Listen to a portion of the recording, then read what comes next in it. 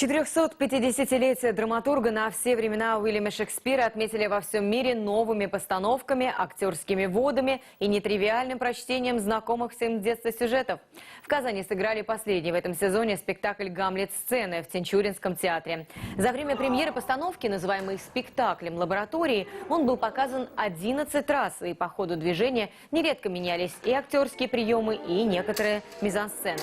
«Гамлет. Сцены» стал знаменитым событием в театральной жизни города, а исполнитель «Принца датского» Артем Пискунов удостоен премии «Тантана». Казанскую постановку высоко оценил и главный шекспировед Европы, известный историк театра Алексей Барташевич, для которого тинчуринский «Гамлет» стал 60-м увиденным по счетам. Кстати, в день юбилея Шекспира в двухлетний мировой тур с новым «Гамлетом» отправилась труппа Королевского шекспировского театра «Глобус». Она объедет 250 стран мира. Вопрос о выступлении в Казани до сих пор остается открытым. Все упирается в финансовую поддержку гастролей дорогостоящей труппы. Перед нами развертывается человеческая история, почти домашняя история. История семьи, история семейных отношений. История в сущности интимная.